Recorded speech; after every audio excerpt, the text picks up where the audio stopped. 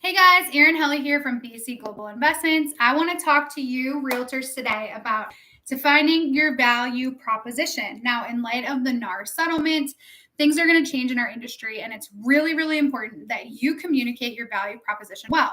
Now, how best can you do that? You need to first understand your value proposition, understand what it is that you offer to your clients. You need to do some work here. So let's talk this through step by step. First of all, what is a value proposition? This is a statement that informs your clients or your customer about your value to them and their needs. They most often talk about important details, such as what the agent can do for their clients, how customers can benefit from them, and why customers should choose the agent over other agents or over their competitors. So focus on those three things, but you need to do a little bit of homework before you really do that.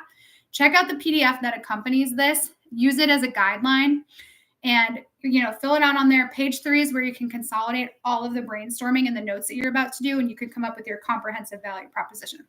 But we're going to dive right in. So first, you're going to define your ideal client. You might have heard this described before as like an ideal avatar. And this is a detailed description of your ideal client, the person that you want to work with, the person that lights your soul on fire.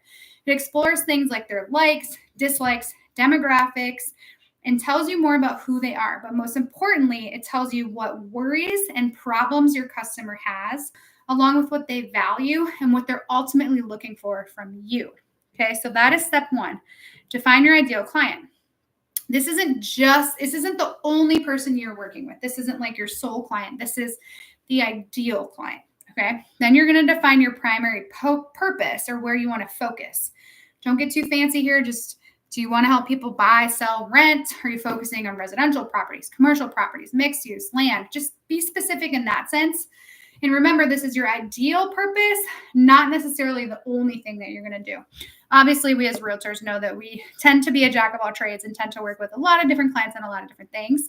But here you're focusing on what is ideal for you. Okay. So once we figured that out, we really need to reflect on who we are and the type of agent we want to be. So ask yourself these questions. What sets you apart? What makes you different? Don't get crazy here. It doesn't have to be profound. It just needs to be you, truly you. It needs to be authentic. Okay, so write it down, define it, and then own it. Then you're going to ask yourself, what expertise do you have? What is your competitive advantage? This is the thing that puts you in a favorable or superior business position when compared against other agents. Okay, think about what gives you this leg up over other agents. Write it down. You're just brainstorming here, so nothing fancy. Write anything that you think of. Then you're going to look at your values. Brainstorm all of your values. What values do you hold personally, and what values do you want your business to hold? And then you need to test those values. And to do that, you're going to think about a couple things. You're going to think of a time that you were the most proud of your business, a time you were most fulfilled by your business, and a time that you were happiest in your business. So write down the values that stick out to you and make sure they're in alignment with the words and the values you came up with before. If they're not, go back to the beginning and try to get like more specific in those values and what is important to you as an agent.